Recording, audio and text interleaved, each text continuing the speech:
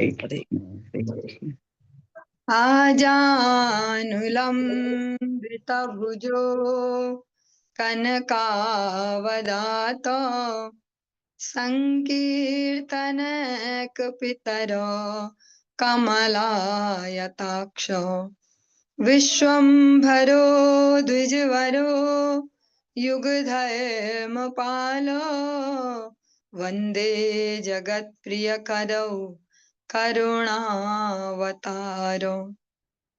हे कृष्ण करुणा सिंधो दीनबंधो जगतपते गोपेश गोपिका कांत राधा कांत नमोस्तुते। तप्त कांचन गौरांगी राधे वृंदावनेश्वरी वृषभानुसुते देवी प्रणमामि हरिप्रिये। भक्त्या विहीना अपराधलक्षये क्षिप्ताश्च कामादितरङ्गमध्ये कृपामयी त्वां शरणं प्रपन्ना वृन्दे नुमस्ते चरणारविन्दम्। जय श्री कृष्ण चैतन्य प्रभु नित्यानंदा श्री अद्वैत गदाधर श्रीवासादि गौर भक्त वृंद। हरे कृष्ण कृष्ण कृष्ण हरे हरे हरे राम राम राम हरे हरे। सर्वप्रथम भगवान की अभिन्न प्रकाश विग्रह संबंध ज्ञान प्रदाता श्री गुरुपाद पद्म पूज्यपाद दंडी स्वामी अष्टोत्तर शत श्री श्रीमद भक्ति प्रसाद विष्णु गोस्वामी गुरुदेव महाराज के पावन श्री चरण कमलों में असंख्य कोटि दंडवत ज्ञापित करते हुए उनकी अहेतुकी कृपा प्रार्थना करती हूँ वे अपनी कृपा वर्षण करें जिससे निज कर्ता अभिमान भाव को छोड़कर एकमात्र उनकी वाणी के वाहक के रूप में अपना परिचय दे सकूं। परम गुरुदेव नित्य लीला पृष्ठों विष्णुवास श्रीमद भक्ति दैत माधव गोस्वामी महाराज परमेष्ठि गुरुदेव जगत गुरु भक्ति सिद्धांत सरस्वती गोस्वामी ठाकुर प्रभुपाद व समस्त गुरु परंपरा जय युक्त हूँ। सपाश श्रीमन नित्यानंद प्रभु श्री गौर हरि वृंदावन बिहारी श्री राधा गोपीनाथ भगवान जय युक्त हूँ। वे हम सभी पर अपनी कृपा वर्षण करे जिससे भगवान के पवित्र नाम और हरि गुरु वैष्णव सेवा में हम सभी की रुचि उत्पन्न हो सके। ग्रंथ राज श्रीमद भागवतम के अंतर्गत आज हम श्रवण करेंगे दसम स्कंध का 15वां अध्याय और उसके भी अंतर्गत 33वां 33 नंबर श्लोक से आज हम प्रारंभ करने जा रहे हैं। ओम नमो भगवते वासुदेवाय ओम नमो भगवते वासुदेवाय ओम नमो भगवते वासुदेवाय। जो प्रसंग हम श्रवण कर रहे हैं ये धेनुकासुर के वध का प्रसंग है। भगवान ताल वन में अपने मित्रों के कहने पर पहुंचते हैं। तेना हतो महातालो वेपमानो बृहच्छिराः पार्श्वस्थं कंपयन् भग्नः सचान्यं सो अपि चापरम्।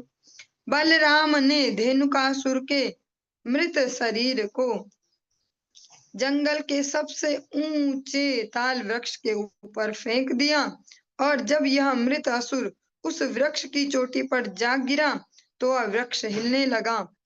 इस विशाल ताल वृक्ष के पास का एक अन्य वृक्ष भी चरमराया और असुर के भार के कारण टूट गया। इसके निकट का वृक्ष भी इस प्रकार से ही टूट गया। इस प्रकार से एक एक करके जंगल के अनेक वृक्ष हिले और टूट गए। जैसे बच्चे एक गेम खेलते हैं, कुछ चीजों को ऐसे लाइन से लगाते हैं और एक चोट मारते फिर एक एक करके सब गिरते हैं। ऐसे बलराम जी ने जब धेनुकासुर को का जो मृत शरीर है उसको फेंका और उसके बोझ से उसके भार से एक वृक्ष टूटा, वो टेढ़ा होके दूसरे पे, वो तीसरे पे, इस प्रकार से एक चेन बनी, एक श्रृंखला बनी और बहुत सारे वृक्ष गिर पड़े। बलस्य लीलयोत्सृष्टा खरदेहा हताहताः तालाश्च कंपिरे सर्वे महावातेरिता इव। बलराम द्वारा इस गर्दभ असुर के शरीर को सबसे ऊंचे ताल वृक्ष के ऊपर फेंकने की लीला से सभी वृक्ष चरमराने लगे और एक दूसरे से भिड़ने लगे, मानो प्रबल झंझावात के द्वारा झकझोरे गए हों।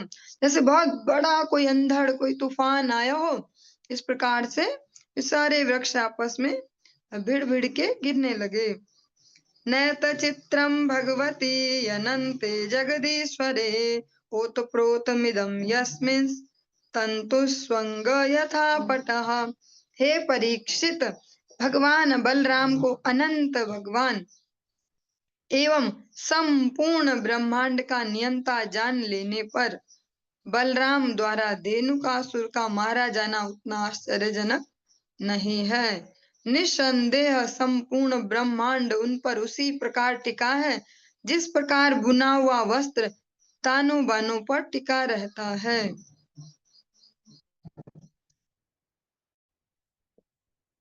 जो सामान्य जीव होते हुए भगवान की इन लीलाओं को समझ नहीं पाते, जो भगवान के महिमा को जानते हैं, जो जानते वक्त कितने महान हैं, वही इन पर विश्वास भी कर पाएंगे।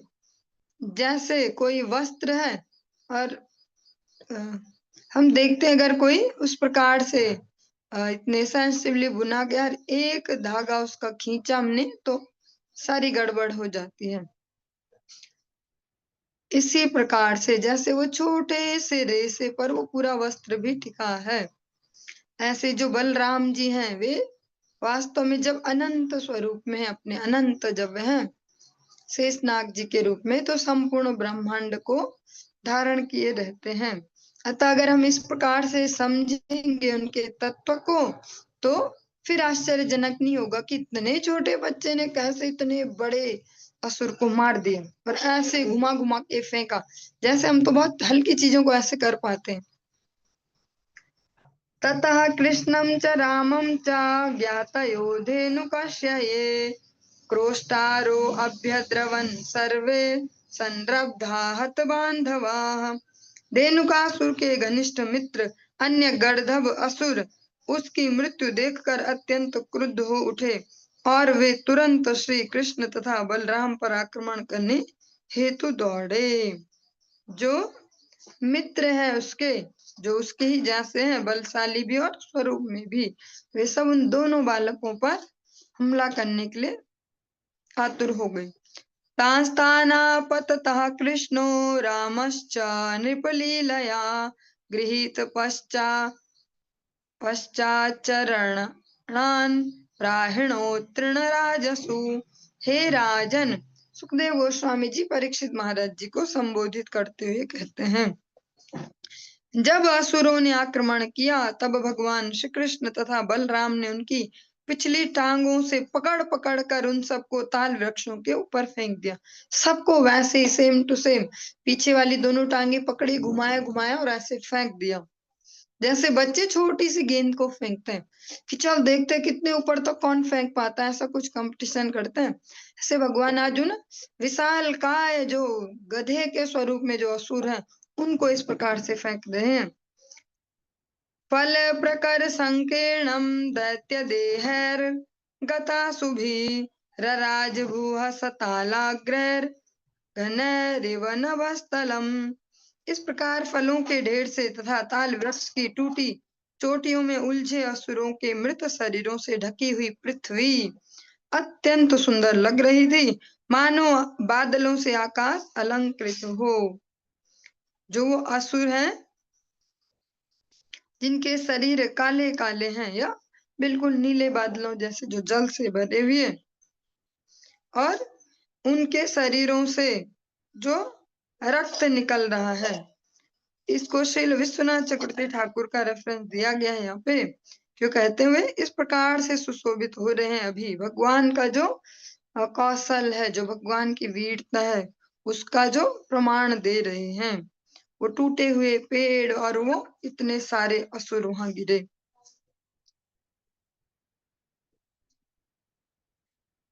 तयोस्तत सुमहत्कर्म निशम्य विबुधादयः मुमुचुः पुष्पवर्षाणि चक्रुर्वाद्यानि तुष्टुः। दोनों भाइयों का यह सुंदर कर्तव्य जो लीला है सुनकर देवताओं तथा अन्य उच्चस्थ जीवों ने फूलों की वर्षा की और उनकी प्रशंसा में गीत गाए तथा स्तुतियां की। भगवान कृष्ण और बलराम दोनों की सुंदर वीरतापूर्ण जो ये लीला है इसको देखकर देवता भी पुष्प वृष्टि करते हैं और जो अलग अलग प्रकार के जीवन है हमसे ऊपर के लोकों में उन्होंने भी भगवान पर पुष्प वृष्टि की, भगवान की स्तुतियां गाई। क्योंकि भगवान ने इतनी तेजी से इतने कम समय में इनको निपटाया है। बलराम जी ने, भगवान कृष्ण ने बहुत तेजी से सबको एक एक करके टांगे पकड़ी और फेंको, इतनी जल्दी उनको जो गति दी है उससे सभी हैरान हैं समस्त देवगण। इसलिए भगवान पर पुष्प वृष्टि करते हैं, स्तुतियां करते हैं। अतताल फलान्यादन मनुष्यागत साध्वसाः तृणं चापसवश्चेरुर हत धेनुक कानने। जिस वन में रेणुकासुर मारा गया था उसमें लोग मुक्त भाव से फिर से जाने लगे और निडर होकर ताल वृक्षों के फल खाने लगे। अब गायें भी वहां पर स्वतंत्रता पूर्वक घास चरने लगी।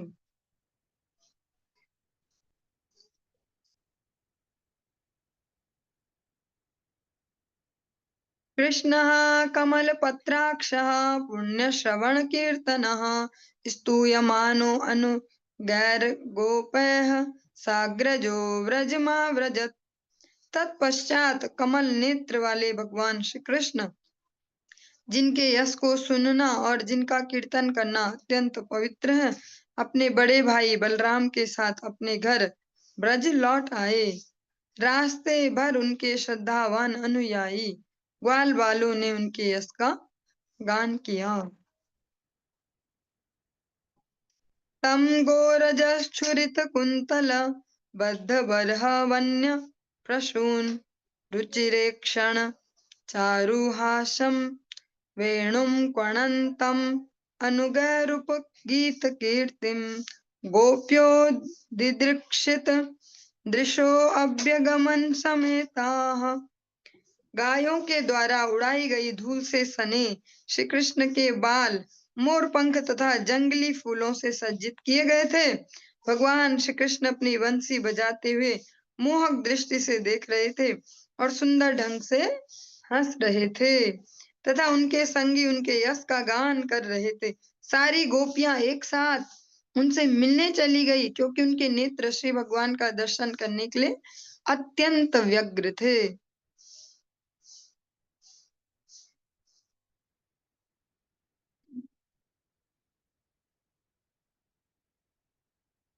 पीत्वा मुकुंद मुखशार गमक्षे भृगैष तापम जहुर्विरहजम व्रजयोषितो अहनि। तत्सत्कृतिं समधिगम्य विवेश गोष्ठम सव्रीडहास विनयम यदपांग मोक्षम।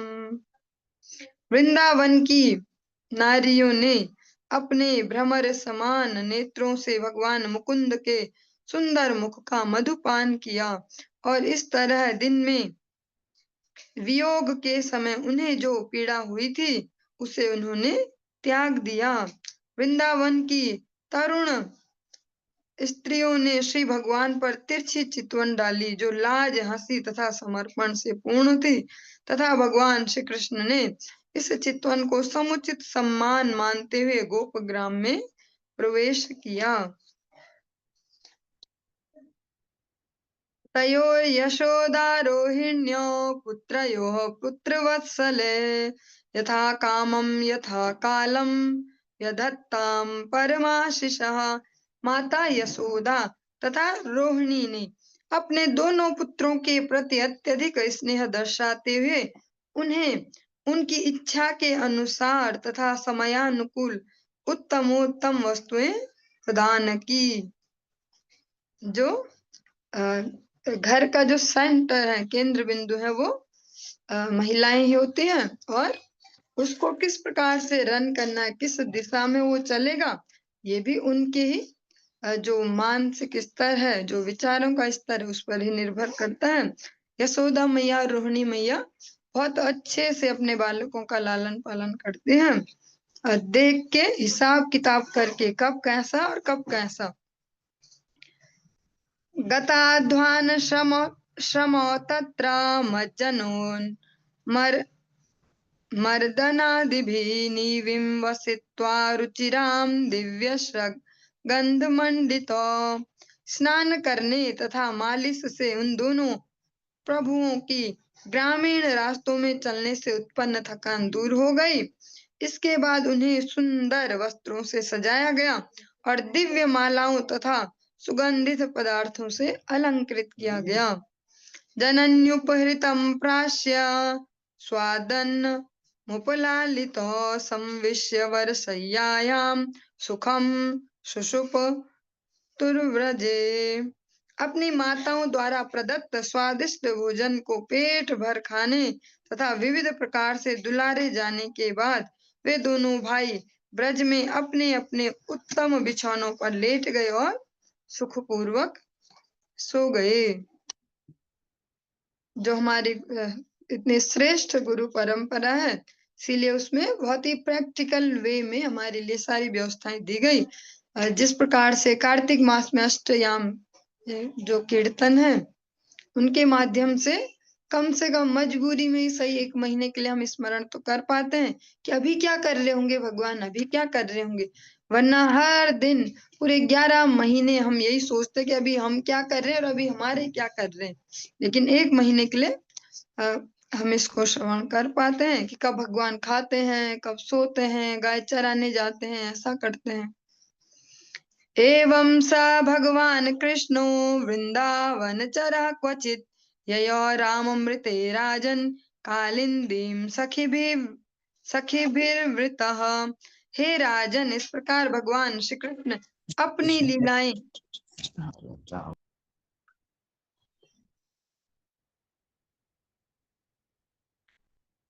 इस प्रकार भगवान श्री कृष्ण अपनी लीलाएं करते हुए वृंदावन क्षेत्र में विचरण करते थे। एक बार वे अपने मित्रों सहित यमुना नदी के तट पर गए, तब बलराम उनके साथ नहीं थे। अथ गावश्च गोपाश्च निदाघात पीडिताः दुष्टं जलं पपुस्तस्यात् तृष्णार्ता विषदूषितम्। उस समय गायें तथा ग्वाल बाल ग्रीष्म की कड़ी धूप से अत्यंत संतप्त हो उठे। प्यास से व्याकुल होने के कारण उन्होंने यमुना नदी का जल पिया, किंतु यह जल विष से दूषित था। विषाम्भस्तदुपस्पृश्य दैवोपहत चेतसः निपेतुर्व्यसवः सर्वे सलिलान्ते कुरुद्वः। वीक्ष्यतान् वै तथा भूतान् कृष्णो योगेश्वरेश्वरः ईक्षयामृतवृष्ण्या स्वनाथान् समजीवयत्। विषैले जल का स्पर्श करते ही सारी गायें तथा ग्वाल बाल श्री भगवान की दैवी शक्ति से अचेत हो गए और निर्जीव होकर नदी के तट पर गिर पड़े। हे कुरुवीर, उन्हें इस अवस्था में देखकर समस्त योगेश्वरों के ईश्वर भगवान श्री कृष्ण को अपने उन भक्तों पर दया आ गई जिनका उनके अतिरिक्त अन्य कोई स्वामी नहीं था। इस पर उन्होंने अपनी अमृत चितवन की वृष्टि द्वारा उन्हें तुरंत पुनः जीवित कर दिया। इस कलयुग में भी अनेक बार इस प्रकार के एग्जाम्पल देखने को मिलते हैं, चाहे वो मीरा जी का एग्जाम्पल दिया जाता है, मीराबाई जी का, से अनेक भक्त हैं जो हाईलाइट भी नहीं हो पाते कि इस प्रकार से भगवान उन पर कृपा करते हैं। पर भगवान वास्तव में दुर्घट घटन विधात्री हैं। पर हाँ, इसमें एक बात और है, फिर हम सोच सकते हैं कि हमारे पर्सनल जीवनों में जब जो हो रहा तब क्यों इंटरफेयर नहीं कर रहे हैं ऐसे जब हम चाह रहे हैं। उसमें भी यही है कि भक्त कभी उनसे डिमांड नहीं करते कि हमारा ये करो और हमारा वो, जो आपको हमारे लिए उचित लगे। तो जब भगवान को जो हमारे लिए उचित लगेगा वो उसी प्रकार से करते हैं। जिन मीरा जी का एग्जाम्पल दिया जाता है कि जहर पी गई कुछ नहीं हुआ, सर्प भेजे कुछ नहीं हुआ, शालिग्राम बन गए, ऐसे ऐसे बहुत सुंदर सुंदर से कीर्तन भी है इस प्रकार से। लेकिन उन्होंने कभी ऐसी डिमांड नहीं करी थी सुख संपत्ति घर आवे कष्ट मिटे तन का। भगवान उसमें जबरदस्ती अपना इंटरफेयर करते हैं कि नहीं चाहता मैं भी कि 20 देर पे असर दिखाए, तो नहीं चाहता। वो नहीं बोलती वहां पे अचानक पता चले कि इसमें विष था, हे ठाकुर जी मुझे क्या हो रहा है ऐसे, मैंने तो सोचा था चरणामृत, ऐसा वो नहीं करती। जो भगवान के, और ये सुनने में थोड़े अजीब से लग सकते हैं शब्द, क्योंकि अभी हम जिस धरातल पर डेली वेज में जी रहे हैं वो बिल्कुल डिफरेंट, और जो श्रवण कर रहे हैं वो उससे कुछ ज्यादा ही डिफरेंट है, उल्टा ही है। पर फिर भी सुन तो सकते हैं, कम से कम समझना बहुत मुश्किल है। जो शुद्ध भक्ति की ओर अग्रसर होते हैं उनकी भगवान से डिमांड खत्म हो जाती है। वे समझने लग जाते हैं कि ये भगवान है। भगवान है मतलब भगवान है, भगवान को तो सब पता है क्या करना और क्या नहीं करना, कैसे करना क्यों नहीं करना।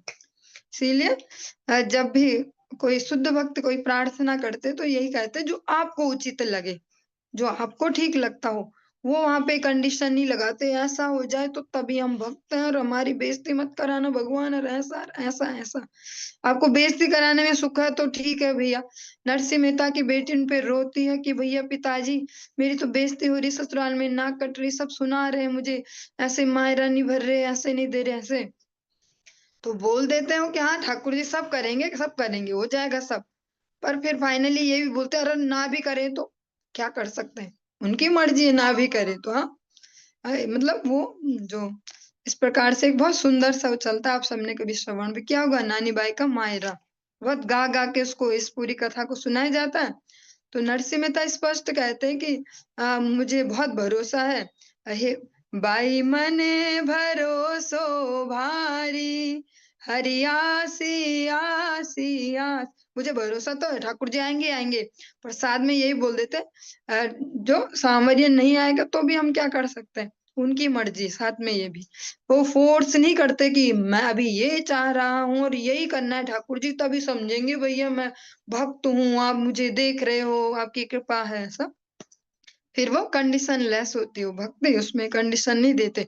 आप ऐसा करके दिखा दो ना लोगों के सामने मेरी बेइज्जती हो रही है, ऐसा वैसा, ऐसा कुछ नहीं है, जैसा आपको उचित लगे। तो भगवान ने आज इन सब जो ग्वाल बाल हैं और जो गैया हैं सभी निर्जीव हो गए हैं, भगवान ने उन्हें पुनः जीवित किया अपनी चितवन से। भगवान की जो अमृतमय दृष्टि है उससे उन्हें जीवित किया। इससे पहले हम श्रवण कर चुके हैं, अघासुर के उदर में भी जब ग्वाल बाल गए तो वे भी वहां भी वो मर गए थे, वे मृत प्राय हो गए थे। भगवान ने उन्हें वहां भी जीवित किया, यहाँ भी जीवित कर रहे हैं। पर ये कौन से भक्त हैं जिनके लिए ऐसा कुछ हो रहा है, कि जिनके लिए खेल है मरना जीना। हमारे लिए सबसे बड़ी सच्चाई है जीवन की, सारा फोकस उस पर ही है, हमारा हर चीज उस पर ही सेंट्रलाइज है। पर ये वे हैं जिनका सब कुछ भगवान, उनको कुछ मतलब नहीं है क्या हो रहा है क्या नहीं हो रहा, कितनी बार मर गए जिंदा उनको कुछ खबर ही नहीं है। भगवान का ही पूरा इंटरफेयर है, जो आपकी मर्जी, आप कुछ भी कर सकते हैं। ते सम्प्रतीतस्मृतयः समुत्थाय जलान्तिकात् आसन् सुविस्मिताः सर्वे वीक्षमाणाः परस्परम्। अपनी पूर्ण चेतना वापस पाकर सारी गायें तथा बालक जल के बाहर आकर उठ खड़े हुए और बड़े ही आश्चर्य से एक दूसरे को देखने लगे। अन्वामंसत् तद्राजन् गोविन्दानुग्रहेक्षितं पीत्वा विषं परे तस्य पुनरुत्थानमात्मनः। हे राजन, तब उन ग्वाल बालों ने सोचा कि यद्यपि वे विषैला जल पीकर सचमुच ही मर चुके थे, किंतु गोविंद की कृपा दृष्टि से ही उनको पुनः जीवन दान मिला है और अपने बल पर उठ खड़े हुए हैं। इस प्रकार से जो हमारा ये 15वां अध्याय दशम स्कंद का ये संपूर्ण हुआ। 16वें अध्याय में हम प्रवेश कर रहे हैं। इसमें हम श्रवण करेंगे भगवान ने कालिया नाग को कैसे कृपा की।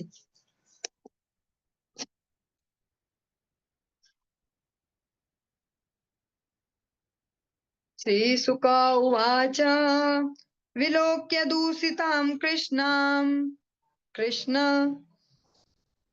कृष्णाहिना विभूतस्या विशुद्धि मनविच्छन् सर्पं तमुद्वासयत्। एक बार फिर से इसको श्रवण करेंगे। विलोक्य दूषितां कृष्णः कृष्णाहिना विभू तस्या विशुद्धि मनविच्छन् सर्पं तमुद्वासयत्। श्रील सुखदेव गोस्वामी ने कहा, पूर्ण पुरुषोत्तम भगवान श्री कृष्ण ने यह देखकर कि काले सर्प कालिय ने यमुना नदी को दूषित कर रखा है, उसे शुद्ध करने की इच्छा की और इस तरह उन्होंने कालिय को उसमें से निकाल भगाया। श्रीराजोवाच कथमन्तर्जले अगाधे न्यागृणाद् भगवानाहं स वै बहुयुगावासं यथासीद विप्रकथ्यताम्। सुखदेव गोस्वामी जी ने तो सुना दिया कि भैया भगवान ने ऐसे सोचा और उसको भगा दिया।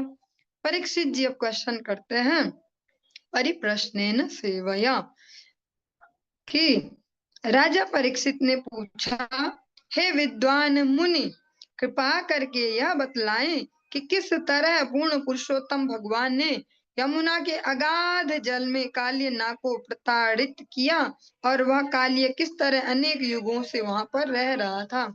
अब जब हम इस प्रसंग को श्रवण कर रहे हैं तो हम में से जिसने भी यमुना जी का दर्शन किया हो, स्पेशली वृंदावन में, तो सोचेंगे यमुना जी के अगाध जल में कालिय का कैसे उद्धार किया। कुछ बड़ा तो लग नहीं रहा, इतना सही तो जल रहता है, सांप उठाया और फेंक दिया ऐसा। लेकिन वो सांप भी ऐसा सांप नहीं था जो हम सांप समझते हैं, और वो यमुना जी भी तब ऐसी नहीं थी जैसा हम समझते हैं। अगर आपने अभी भी कहीं कोई बहुत बड़ी बड़ी नदियों का अगर दर्शन किया हो भगवान की कृपा से, तो थोड़ा बहुत इमेजिन कर पाएंगे कि यमुना जी कैसी थी। जैसा लगभग जब केदारनाथ आपदा के बाद जो रुद्रप्रयाग अगस्त्य मुनि उधर की जो नदियां हैं, अगर उनको देखते तो फिर थोड़ा इमेजिन कर पाते कि कैसी रही होगी यमुना जी। उसके कुछ समय बाद मुझे जाने का अवसर मिला भगवान की कृपा से। बहुत इतनी चौड़ी चौड़ी और गहराई का कुछ ठिकाना नहीं, बहुत बड़ी बड़ी गंगा जी। तो यमुना जी भी कुछ इसी प्रकार से थी, तभी वहां इतना बड़ा सर्प रह पा रहा था। कुछ दिन पहले एक न्यूज हाईलाइट हो रही थी कि अमेज़न नदी में, अमेरिका में, ऐसे एक बड़ा सा एनाकोंडा उसमें चलता दिखाई दिया नदी में, बहुत हाईलाइटेड हुई सोशल मीडिया पे। वो केवल एक सिर वाला सर्प है जिसको देख के पूरी दुनिया इतना घबराती है।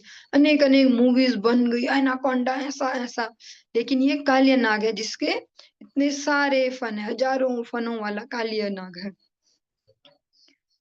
ब्रह्मन् भगवतस्तस्या भूम्नः स्वच्छन्दवर्तिनः गोपालोदाचरितं कस्तृप्येता मृतं जुषन्।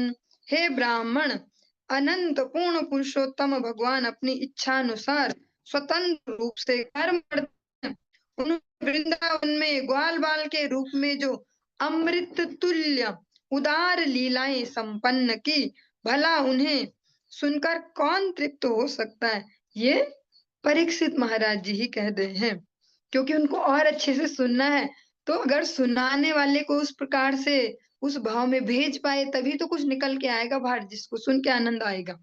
तो इस प्रकार से फिर कहते हैं कि आपने जो इतनी अमृत तुल्य भगवान की लीलाएं सुनाई, उनको सुन के कोई छक कैसे हो सकता कि अरे बहुत बार सुन लिए, तो बार बार वही अगासुर मारा, बकासुर मारा, काले नाग ऐसा क्या, गोवर्धन उठाया, इसमें है क्या नया सा, सब बार बार सुना है। हाँ, ऐसा हम सोचते हैं या लग सकता है, लेकिन परीक्षित महाराज जी कहते कि कौन तृप्त हो सकता है ऐसे प्रसंगों को सुन के। श्री शुक उवाचा कालिन्द्यां कालियस्यासीद् हृदः कश्चिद् विषाग्निना शप्यमाणपया यस्मिन् पतन्त्युपरिगा खगाः। श्रील सुखदेव गोस्वामी ने कहा, कालिंदी, कालिंदी जो सूर्य देव की पुत्री हैं, यमुना जी, कालिंदी नदी के भीतर एक सरोवर था जिसमें कालिया नाग रह रहा था, जिसके अग्नि तुल्य विष से उसका जल निरंतर उबलता रहता था। जैसे नदियों में अभी भी अगर किसी के अनुभव में हो, किसी के आसपास नदियां हो, देखी हो, सुना, देखा हो, सुना हो, नदियों में भी अलग-अलग कहीं-कहीं विशेष विशेष स्थल होते हैं। जैसे कहीं पे कोई भंवर है, वो स्पेशली कि भैया यहाँ जो जाएगा आता नहीं बाहर, ऐसा कुछ अलग-अलग हृद होते हैं, हृद। जैसे काल्य जो जो ये जगह है उसको भी काल्य हृद बोलते हैं। से कुछ अलग-अलग जगह हैं जिनकी अलग-अलग क्वालिटीज़ हैं। कहीं भंवर है, कहीं कुछ। काल्य ने भी एक ऐसी स्पेशल जगह पे अपना कब्जा किया था। इस तरह उससे उत्पन्न भाप इतनी विषैली होती थी कि दूषित सरोवर के ऊपर से उड़ने वाले पक्षी उसमें गिर पड़ते थे। जो उसकी विषैली भाप ऊपर जाती, जो हम सभी को पता है सूर्य के ताप से भई वाष्पन होता है जल का, तो जो वो वाष्प जाती उससे जो उड़ रहे होते पक्षी उस क्षेत्र में ऊपर भी, वे भी गिर-गिर के मर जाते उस विषैली भाप को लेके। विप्रुष्मता विशदोर्मिमारुतेन अभिमर्षिताः म्रियन्ते तीरगायस्य प्राणिनः स्थिरजंगमाः। उस घातक सरोवर के ऊपर से बहने वाली हवा जल की बूंदों को तट तक ले जाती थी। उस विषैली हवा के संपर्क में आने से ही तट की सारी वनस्पति तथा सारे जीव मर जाते थे और हवा के साथ वो जहर फैलता इधर उधर तो तट पर भी उसका असर दिखता। वहां जो भी घास फूस होती, जैसा हम देखते हैं नदियों के किनारे बहुत सारे ऐसे हरी हरी वनस्पतियां होती हैं, कुछ सब्जियों में भी यूज होती है, कुछ दवाइयों में यूज होती है, ऐसे अलग अलग। तो वे भी सब मर जाती और जो छोटे छोटे कुछ जीव होते हैं वो भी मर जाते।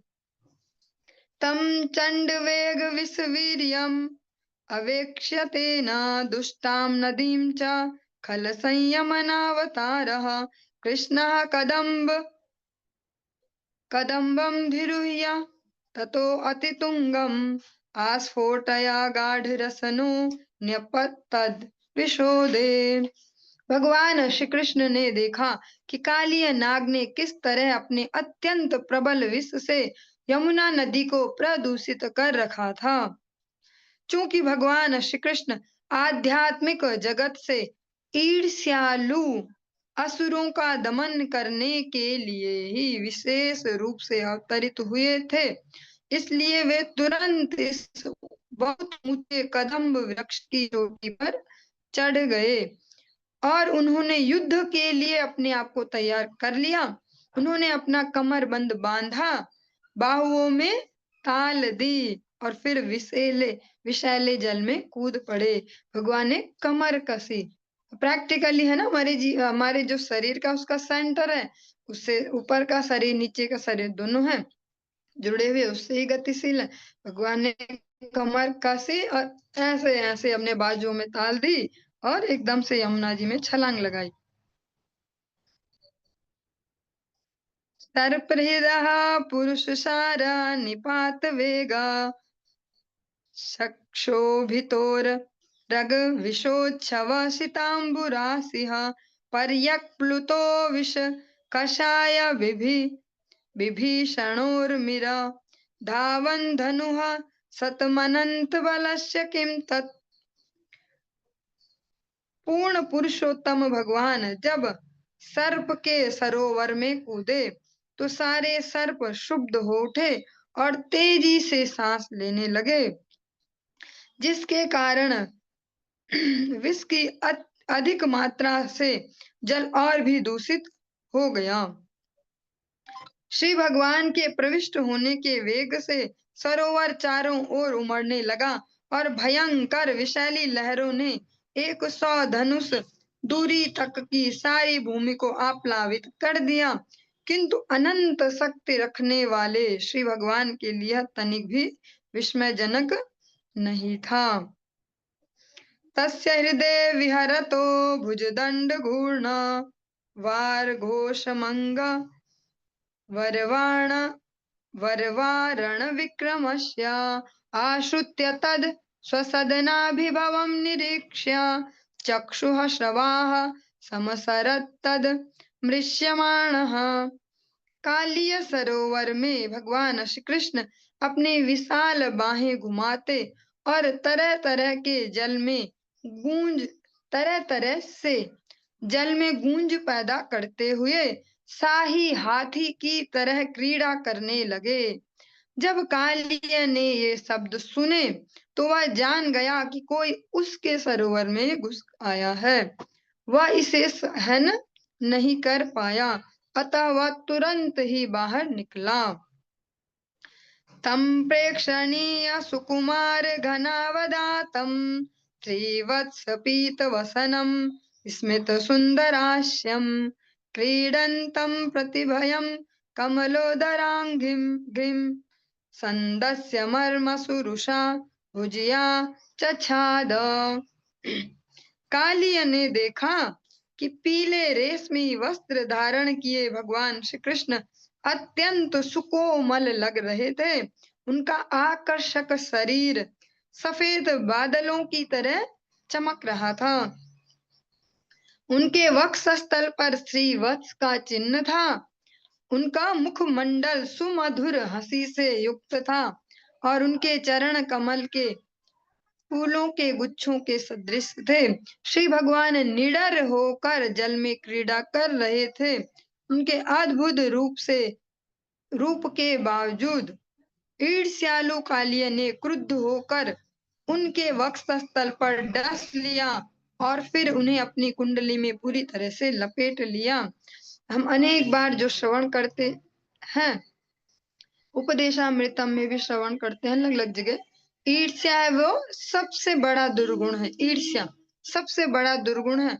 अगर हम संवेदनशीलता से सूक्ष्मता से अवलोकन कर पाए, ईर्ष्यालु व्यक्ति में ही अनेक अनेक फिर दुर्गुण आते हैं। ईर्ष्या से ही वो फिर निंदा पे आतुर होता है, ईर्ष्या से हमेशा क्रोधित रहता है।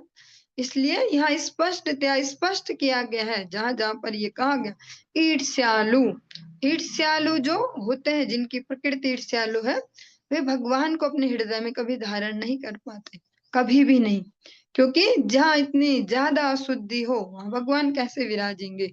अनेक बार आप श्रवण करते हैं, फिर से एक बार श्रवण करते हैं, क्योंकि जो भी हमारे लिए अच्छा है उसे हमें बार बार ग्रहण करना चाहिए। रूप गोस्वामी जी कहते हैं, शोकामर्षादभिर्वैराक्रांतं यस्य मानसं कथम तत्र मुकुंदस्य स्फूर्ति संभावना भवेत्। भगवान का आना तो दूर, आने की संभावना भी नहीं है ऐसे हृदय में जो एक लॉन्ग टर्म तक कोई शोक लिए बैठे हैं, मतलब भगवान पे भरोसा नहीं। ये मेरे शब्द नहीं, हमारे जो गुरुवर्ग है, अनेक आचार्य हैं, उनकी वाणी से हम समझते हैं कि अगर भगवान पर हमें पूर्ण समर्पण नहीं है, तभी कोई विषाद या कोई इस प्रकार का लॉन्ग टर्म रह सकता है। लॉन्ग टर्म, अभी थोड़ी देर वाला नहीं कि जो कोई सीन आया और हम विषाद ग्रस्त हो गए। पर अगर हम लॉन्ग टर्म उसको लेकर चल रहे, शोका मर्षाद अभिर्मर्ष जो ईर्ष्या है, वैराक्रांतम किसी के प्रति शत्रुता, थोड़ी देर के लिए ठीक है कि कुछ हुआ ऐसे और ये ऐसा है भैया, वो वैसा है, ऐसा ऐसा कुछ हो गया, पर हम उसको बस हृदय में एक जगह दे दे, उसका रिजर्वेशन अपने हृदय में कर दे, सालों साल तक उसको याद रखे, देखना ये ऐसा है, अभी तो देखेंगे देखेंगे बेटा तेरा सब ऐसा होगा, ऐसा होगा, ऐसा ऐसा जो ये है, ऐसे हृदय में कथम तत्र मुकुंदस्य स्फूर्ति संभावना भवेत। भगवान मुकुंद जो है मुक्ति के दाता, ऐसे भगवान की स्फूर्ति की वहां कोई संभावना भी नहीं है। इसीलिए जो कालिया है उसमें जो इतना बड़ा अटैक है, भगवान अपने पूरे भार से और सब उसको अभी अच्छे से कुचलेंगे। वो क्यों है? उसकी ईर्ष्या को समाप्त करने के लिए। और जो इस प्रकार के जो शरीर है वे उन्हीं जीवों को मिलते हैं, क्योंकि हम जैसे अपनी चेतना को विकसित करेंगे, ये हमको पूर्ण स्वतंत्रता दी है भगवान ने इस मनुष्य शरीर में। और हाँ, अवसर भी सबको देते हैं भगवान अपने आप में सुधार करने का। कुछ ना कुछ इस प्रकार से करेंगे, उनके जीवन में ऐसे भेजेंगे अपने जनों को जो अवसर दें। ऐसा नहीं है कि बोल पा रहे हमें तो मौका ही नहीं दिया, हम भी सुधर सकते थे, हमें भी मौका मिलता है ऐसा। तो भगवान मौका अवश्य देते हैं ताकि कोई शिकायत न कर पाए। विशेषता इस कलयुग में तो हर दिन ही मौके दे रहे हैं, ऐसा नहीं एक बार दिया और हो गया, हर दिन कोई ना कोई कहीं ना कहीं से भगवान ऐसा। और अब जब से सोशल मीडिया तो अब तो अनंत हो है, कोई कहीं देख रहा है, कोई कहीं देख रहा है, वो भी प्रचारक है, वो है, हम उनको भी फॉलो करते हैं, उनको भी। तो पर उनको उनको उनको उनको फॉलो करने का एकमात्र लक्ष्य है कि हम अपनी अशुद्धियों को दूर कर पाए, न कि दिमाग में और अशुद्धि भर दे, इतनी सारी इंफॉर्मेशन, इतना कचराबाजी कि गर्व ही हो जाए मिथ्या कि हमें तो सब पता ही है, हम तो ऐसा भी सुनते हैं, हम तो ऐसा भी सुनते हैं। हम उसको अप्लाई कितना कर पा रहे हैं वो प्रमुख है। तं नागभोग परिवीतमदृष्टचेष्टम् आलोक्य तत्प्रियसखाः पशुपाभिषार्ताः कृष्णे अर्पितात्म सुहृदर्थकलत्रकामा दुःखानुशोकभयमूढधियो निपेतुः। जब ग्वाल समुदाय के सदस्यों ने, जिन्होंने भगवान श्री कृष्ण को अपना सर्वप्रिय मित्र मान रखा था, उन्हें नाग की कुंडली में लिपटे हुए और गतिहीन देखा तो वे अत्यंत विचलित हो उठे। उन्होंने भगवान श्री कृष्ण को अपना सर्वस्व, अपने आप को, अपने परिवार को, अपनी संपत्ति को, अपनी पत्नियां, अपने संतानें, अपना सारा आनंद अर्पित कर रखा था। श्री भगवान को कालिया सर्प के चंगुल में देखकर उनकी बुद्धि दुख, शोक तथा भय से विक्षिप्त हो गई और वे पृथ्वी पर गिर पड़े। जो बड़े गोप हैं, जिनको बच्चे बुला के लाए होंगे, जो आसपास खेतों में कहीं काम कर रहे होंगे, उन गोपों की यहाँ पर बात हो रही है। गावो विषावत् सतल्यः क्रन्दमानाः सुदुःखिताः कृष्णे न्यस्ते क्षणा भीता रुदन्त्या इव तरे। गायें, बैल तथा बछड़ियां अधिक दुखी होकर करुणा पूर्वक भगवान श्री कृष्ण को पुकारने लगी। वे पशु उन पर अपनी दृष्टि गड़ाए हुए भयवश बिना हिले डुले खड़े रहे, मानो चिल्लाना चाह रहे हों, परंतु आघात के कारण अश्रु न बहा सकते हों। जैसे बहुत बड़ी विपत्ति के समय स्थिर हो जाते हैं, उसी प्रकार से इन सब की स्थिति है। वे चिल्लाना तो चाह रहे, क्रंदन करना चाह रहे, पर हो नहीं पा रहा। जो इतना बड़ा उनको झटका लगा कि अरे, जो हमारे सर्व प्रिय हैं, वो उनके अनिष्ट की आशंका देखकर। अथ व्रजे महोत्पाता त्रिविधा यति दारुणाः उत्पेतुर्भुवि दिव्यात्मन् अन्यासन भय संशिनः। तब वृंदावन क्षेत्र में सभी 3 प्रकार के जो पृथ्वी पर होने वाले, आकाश में होने वाले और जीवों के शरीर में होने वाले भयावने अपशगुन प्रकट होने लगे, जो तुरंत आने वाले खतरे की चेतावनी कर रहे थे। और जो सारे वो वृंदावन वासी हैं, जो जो भगवान के प्रति, जो क्या समस्त ब्रजवासी भगवान के प्रिय हैं, सबको इस प्रकार से अपशगुन रियलाइज होने लगे, ऐसे उनको संवेदनाएं आ रही हैं। जैसा जैसा भी हम सभी विश्वास करते हैं कि भैया कुछ खराब होने वाला है, ऐसा हो रहा है, इधर आंख फड़क रही है, ऐसा हो रहा, शरीर का ये अंग, जो जो भी लगता है वो सब वहां घटित होने लगे। जो आकाश में से हम समझते कि ऐसा कुछ हो रहा है, कुछ खराब होने वाला, वैसा होने लगा। पृथ्वी में जो हो सकता वो वैसा होने लगा। सब प्रकार से अशुभ वहां पर सब चिन्ह प्रकट हो रहे हैं। तानालक्ष्य भयोद्विग्ना गोपानंद पुरोगमाः विना रामेण गाः कृष्णं ज्ञात्वा चारयितुं गतम् तैर्दुर्निर्मितैर्निधनं मत्वा प्राप्तं मतद्विदः तत्प्राणास्तन्मनस्कास्ते दुःखशोकभयातुराः आबालवृद्धवनिताः सर्वेङ्ग पशुवृत्तयः निर्जग्मुर्गोकुलाद् दीनाः कृष्णदर्शनलालसाः। इन अपशकुनों को देखकर नंद महाराज तथा अन्य ग्वाले भयभीत थे, क्योंकि उन्हें ज्ञात था कि उस दिन भगवान श्री कृष्ण अपने बड़े भाई बलराम के बिना गाय चराने गए थे। चूंकि उन्होंने भगवान श्री कृष्ण को अपना प्राण मानते हुए अपने मन उन्हीं पर वार दिए थे, अतः वे उनकी महान शक्ति तथा ऐश्वर्य से अनभिज्ञ थे। इस प्रकार उन्होंने इन अपशकुनों से यह अर्थ निकाला कि भगवान श्री कृष्ण की मृत्यु हो गई और वे दुख शोक तथा भय से अभिभूत हो गए। बालक स्त्रियां तथा वृद्ध पुरुषों सहित वृंदावन के सारे निवासी भगवान श्री कृष्ण को उसी तरह मानते थे जिस तरह गाय अपने निरीह नवजात बछड़े को मानती है। बछड़ा नहीं बोला, नवजात बछड़ा, जो नया जन्मा हो, उस बछड़े से जितना स्नेह होता है उसी प्रकार से ब्रजवासियों का भगवान के प्रति है। इस प्रकार ये दीन दुखी लोग उन्हें ढूंढने के उद्देश्य से गांव के बाहर दौड़ पड़े और सब ने जो इस प्रकार के अपशगुन होते देखे, किस प्रकार के चिन्ह प्रकट हो रहे हैं, सबको बस लगा आज बलराम नहीं गया तो आज इसका मतलब हमारा जो सबका प्रिय है कृष्ण वो नहीं रहा। सब इस प्रकार से उनको ढूंढने दौड़ पड़े। तास्तथा कातरान्वीक्ष्य भगवान् माधवो बलः प्रहस्य किञ्चिन्नोवाच प्रभावज्ञो अनुजस्य सः। समस्त दिव्य ज्ञान के स्वामी भगवान बलराम हंसने लगे और वृंदावन वासियों को इस तरह व्याकुल देखकर कुछ भी नहीं बोले, क्योंकि उन्हें अपने छोटे भाई के असाधारण बल का पता था।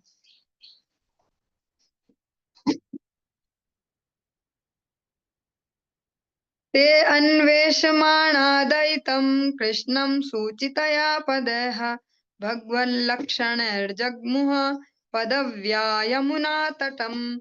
वृंदावन के निवासी भगवान श्री कृष्ण के पद चिन्हों का अनुसरण करते हुए पैरों की छाप ढूंढ ढूंढ के अपने सर्व प्रिय भगवान श्री कृष्ण की खोज में यमुना के किनारे की ओर दौड़े चले गए, क्योंकि उन पद चिन्हों में भगवान के अनूठे चिन्ह थे। क्योंकि जैसे उनके चरण चिन्ह है वैसा और किसी के नहीं है, इसलिए वो उनका पीछा करते करते चल पड़े। ते तत्र तत्राब्जय वाकुंशासनि ध्वजोपपन्नानि पदानि विश्पतेः मार्गे गवामन्य पदान्तरान्तरे निरीक्षमाणा ययुरंग सत्वराः। समस्त गुण समुदाय स्वामी भगवान कृष्ण के चिन्ह कमल के फूल, हाथी के अंकुश, वज्र तथा पताका से युक्त थे। हे राजा परीक्षित, मार्ग में गायों के पद चिन्हों के बीच बीच में उनके पद चिन्हों को देखते हुए वृंदावन के निवासी तेजी से दौड़े चले गए।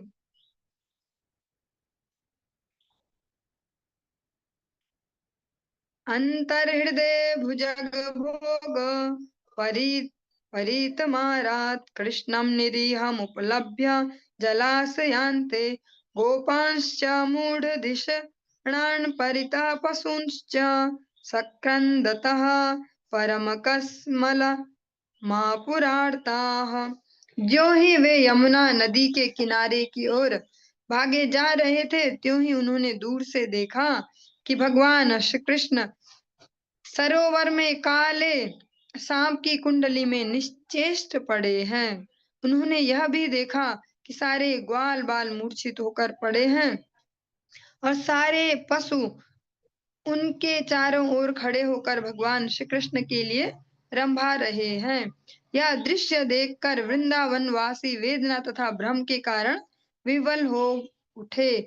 जो बड़े बड़े गोप गए, जो ब्रजवासी, उन्होंने जब ऐसा देखा दृश्य कि जो बच्चे वे तो मूर्छित हो गए, इस दृश्य को देख के गायें वहां पर रंभा रही हैं, भगवान इस प्रकार से काले नाग के चंगुल में हैं, तो वे सब उनको दुख और भ्रम दोनों ही हुआ।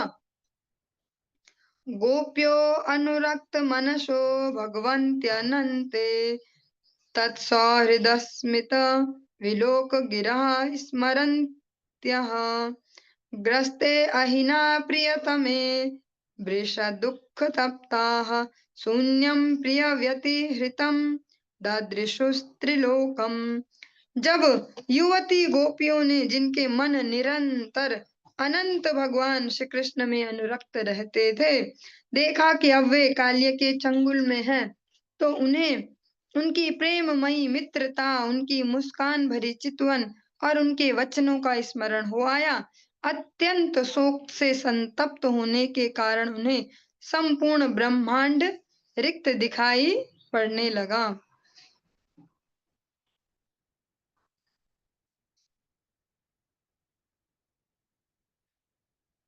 जो ब्रज की जो गोपियां हैं, जो भगवान के प्रति मधुर रस का भाव रखती हैं, इस प्रकार देख के उनको लगता है जैसा हम भक्ति विनोद ठाकुर जी ने जो हमारे लिए दिए हैं सुंदर से याम कीर्तन, उनमें भी श्रवण करते हैं। सखी गो कमते धारी पारायण, निमिष हाइला युगेर समान, कमते धरिब पारायण। शून्याधारा ताल चौदिके देखिए, हराण उदास हाया। जो ब्रजवासी गण है, इन प्रसंगों को हम अभी वैसे कभी ऐसा श्रवण नहीं कर पाते, जो साप्ताहिक विधि से भागवतम श्रवण करते हैं, क्योंकि उसमें तो समय कम होता है और बहुत सारी चीजें होती हैं। इतना टेंशन भी नहीं है पब्लिक का कि बैठ के सुन ले 7-8 घंटे डेली, या 3 घंटे भी बिना कीर्तन के सुन ले। बीच बीच में उन्हें जागने के लिए कीर्तन चाहिए, नाचने के लिए, तब बैठे रह पाएंगे। तो हम श्रवण नहीं कर पाते, पर गुरु वैष्णव कृपा से श्रवण करने को मिल रहा है। जो कालिय दमन की लीला हम ऐसे आराम से सुन के किनारे हो जाते हैं कि हाँ भगवान गए और भगवान ने ऐसा किया वैसा किया, उसकी नस नस तोड़ी और सर पे नाचने लगे और हो गई काली दमन। लेकिन ये बीच के जो फेज है, जो वास्तविक इसके रहस्य, उनको हम श्रवण नहीं कर पाते। सारे ब्रजवासियों ने भगवान के उस अपने हृदय के उस पॉइंट को भी वहां पे अनुभव किया है भगवान के लिए, कि अब तो चले ही गए। इस प्रकार की वेदना से भी वे इस जो ये लीला है भगवान की, इसमें से भी वो गुजरे हैं। भगवान उनको अलग अलग प्रकार के भावों का आनंद दे रहे हैं। भगवान के लिए जो विरह है, वही वास्तव में शुद्ध भक्तों की संपत्ति है।